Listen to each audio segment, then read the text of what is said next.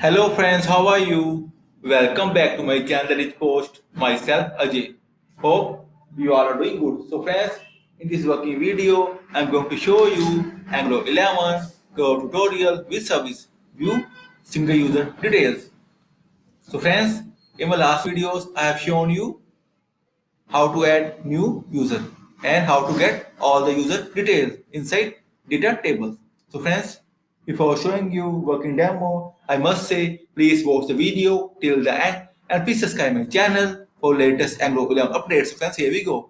So friends, on my screen you can see Anglo 11 with some dynamic data inside data table. So friends, here also you can see actions. First, view icon. So friends, now I'm going to show you Anglo 11 tutorial with service view user functionality. See friends, now I'm going to click on view icon.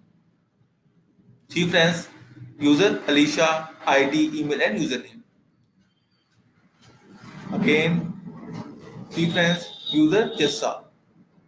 Again, see friends, it's working fine. Now I will add new user that I have already shown you.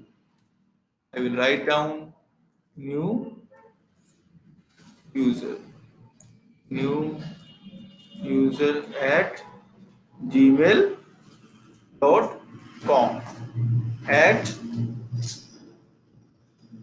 see friends, user added successfully. Here is new user. Now we will see the detail inside bootstrap model.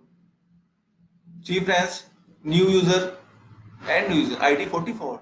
So friends, have you seen Anglo 11 tutorial with service view single user detail inside bootstrap pop-up is working fine. And friends, like always, I will share the code snippet link inside this video description. So please get the code. And friends, if you will still have any kind of query, suggestion or requirement, then please comment on this video. Also, you can contact me via my blog. I will share all the details inside this video description. So friends, in the end, I must say thank you for watching this video. Thank you. Have a nice day. Take care. Bye bye.